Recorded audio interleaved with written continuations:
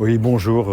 Écoutez, j'ai remarqué sur notre site Naturopathie Animale que l'on parlait de plus en plus des lymphomes chez les animaux, que ce soit chez les chiens, les chats. Et c'est une question qui se pose de plus en plus. Alors pourquoi cette augmentation de lymphomes?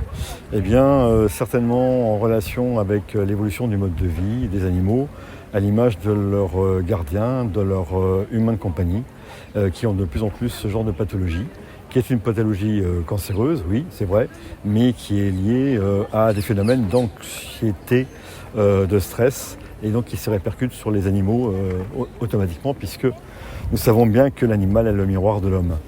Donc ces lymphomes sont des cancers qui donnent en général des tumeurs au niveau des organes lymphopoïétiques et aussi des hypertrophies ganglionnaires, c'est-à-dire comme ça qu'on arrive à les diagnostiquer. Cette maladie est validée par des ponctions et par des analyses de sang, bien sûr.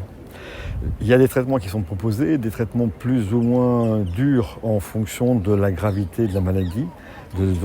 C'est graduel. Et le problème, c'est que ces traitements, évidemment, sont assez difficiles à supporter pour l'organisme. Et donc, vous êtes de plus en plus nombreux à demander si l'on peut ou aider l'animal en lui donnant autre chose en plus pour qu'il supporte mieux ces traitements, ces thérapies, ou alors si on peut le remplacer par d'autres thérapies.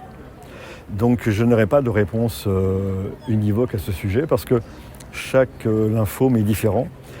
Parce qu'il faut absolument prendre en considération l'individu dans sa totalité, le prendre aussi dans son environnement, humain, animal éventuellement, et puis maison, etc. Et donc c'est là où une consultation en naturopathie s'impose de façon à approcher le plus près possible de la réalité du problème et donner un traitement adéquat.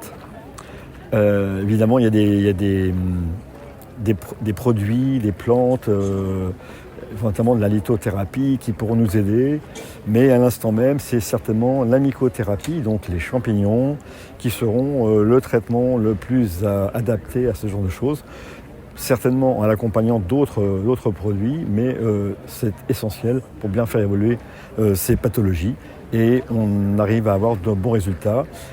Pas systématiquement, bien sûr, mais souvent dans le temps, on arrive à un très bon résultat et surtout, on arrive à apaiser, à faire que l'animal puisse continuer à vivre, même si le temps est limité, dans des conditions acceptables. Voilà, je crois que c'est important que vous le sachiez.